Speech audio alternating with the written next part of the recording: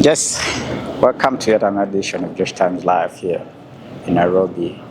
Tuko pamoja tena, habari ya leo, habari ya masiku.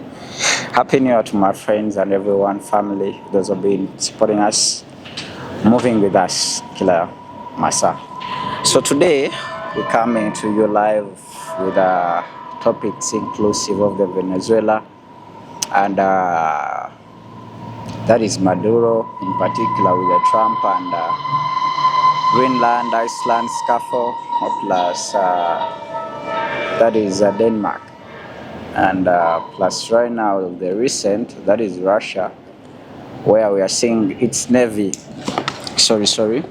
where we are seeing its navy is being is escorting one of Venezuela's oil tanker. There is still that's a developing story. We shall reach out when you got out the information. So today evening, let's talk about something. We're gonna go to Uganda elections and what is transpiring there. It's boiling. That's what I can really tell you, that and all the business is stuck. All the people are saying, no, whatever he's saying, whatever you're doing, man, let's talk about it when the elections are done. Why?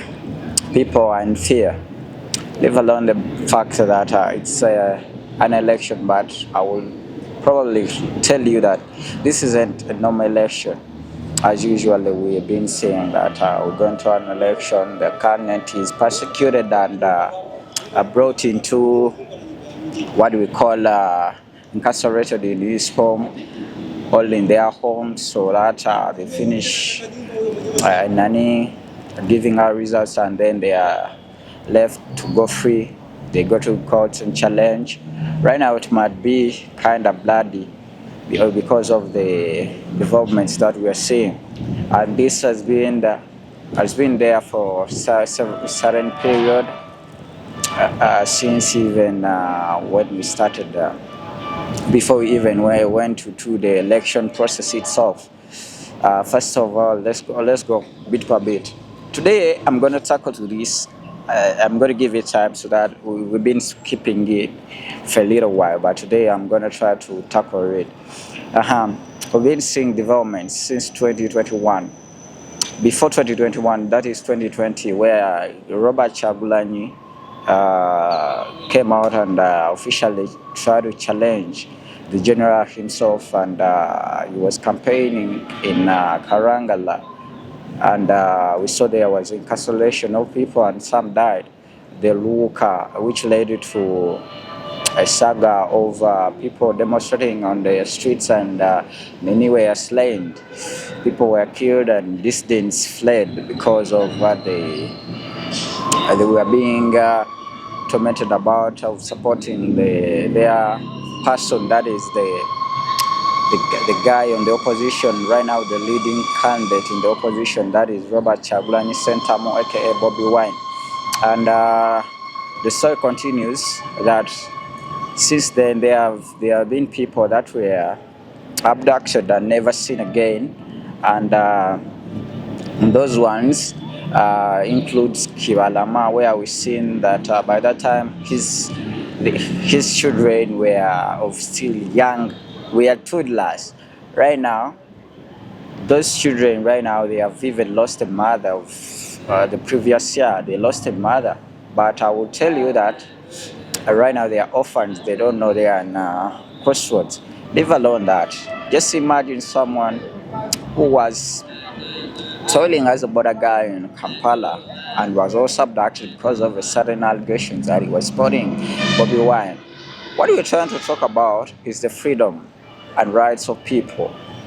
And these are my opinions. I'm entitled to my opinions today, though I'm giving you information, but I'm entitled to my opinion on what I'm giving. We have a president in the United States of America, and that is Donald Trump.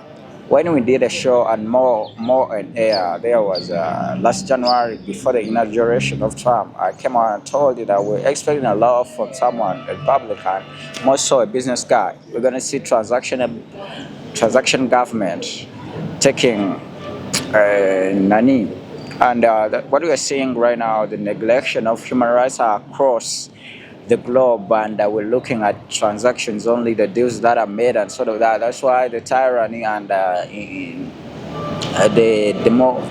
dictatorships that are coming up around the world and sort of that tyrannical acts, I personally would take it to the USA, because it's not, it used to work as a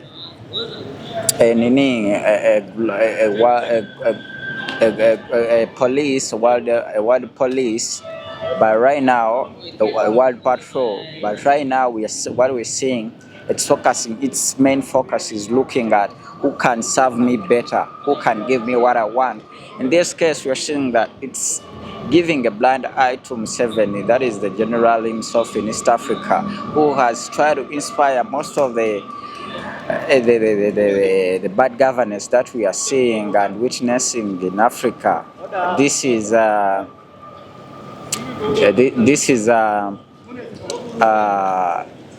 Ruto kind of the Ruto governance, though Kenya itself has a gift of constitution that we are seeing that is bearing fruits, though the people in power want to tackle it, but I think it's kind of has some nuts and bolts.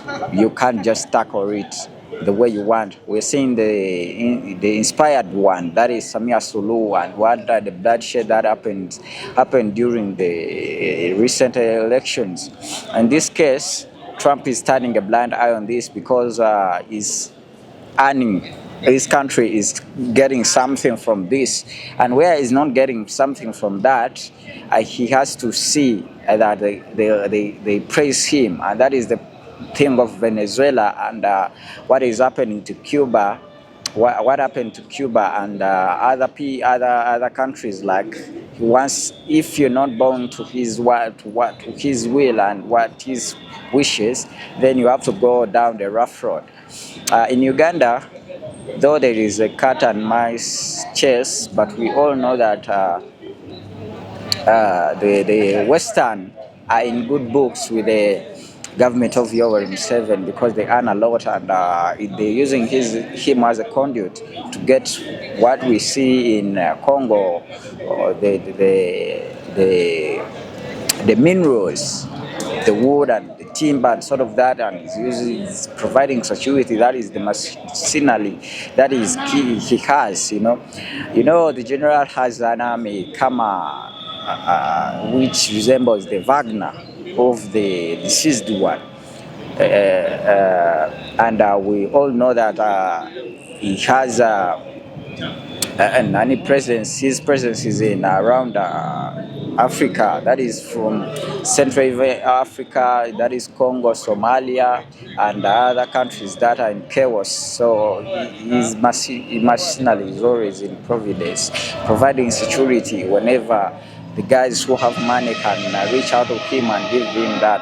So as Ugandans, when we're crying, we really don't have anywhere we can go to try to anyone to talk out, to say that this is happening, you can and help us, sort of that. No, because if the incumbent is in good books with the government, with the incumbent, then the US is in good books with the incumbent, then it might be hard actually. This cat and mouse giving us hope and sort of that. What I'm saying, these atrocities that are being done on the people because of their wish to see a better country. But first of all, let me ask, what do you think?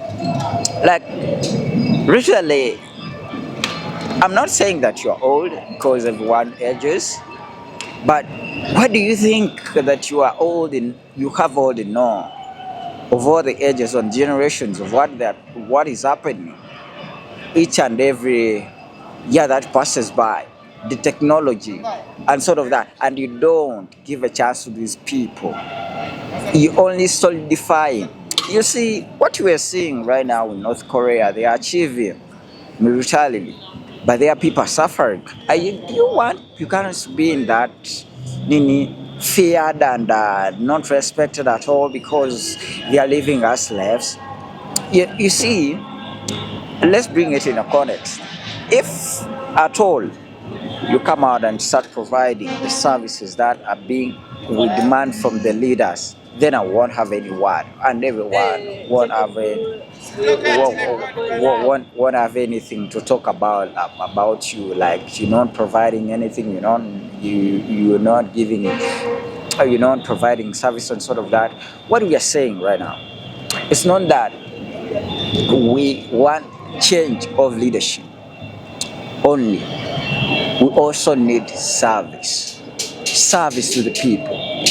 We have seen dictators who work for their people, but we have also seen clearly that dictators, the reason why they became hated is outliving their love they came with. People used to love them, So that is natural, to outlive someone and yearn for a better one.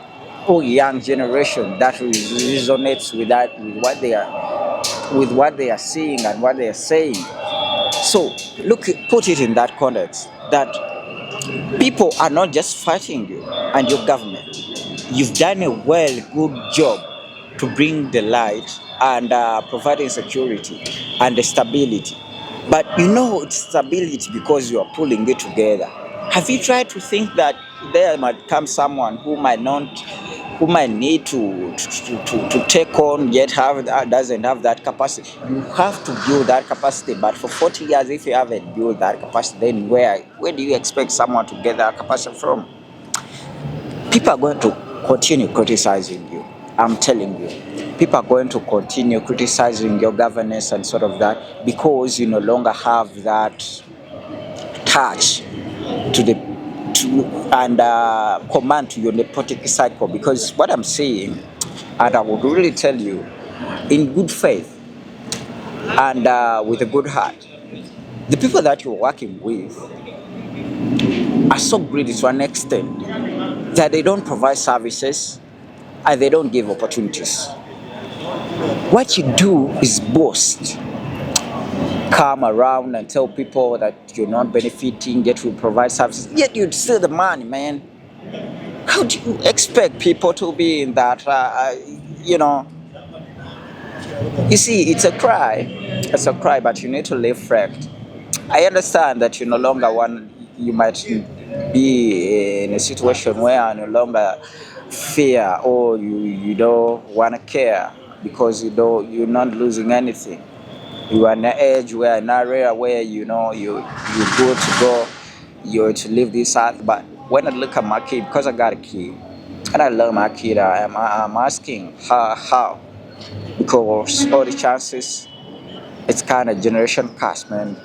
What you've done to us, I feel bad. I feel bad whenever I'm looking to my people, yearning for change and sort of that. It's kinda, man, it doesn't make sense at all. That's not leadership at all. It's not leadership. It's tyranny. And when someone comes out and say this is not democracy, it's democratic, they're not lying. And the US and all those kinds of people that are in China and sort of Russia who comes out and say they're supporting us, no, you're not supporting us at all.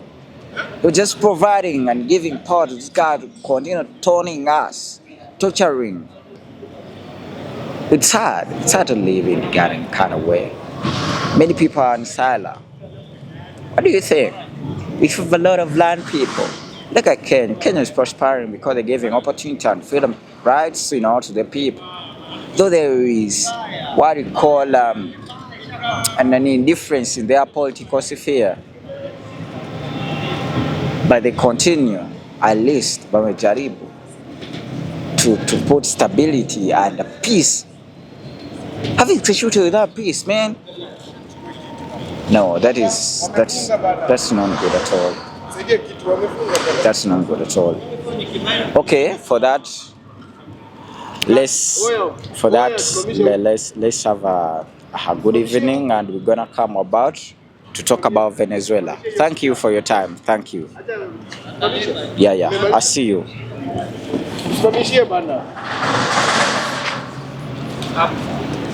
Yeah. Hey, wala hajui.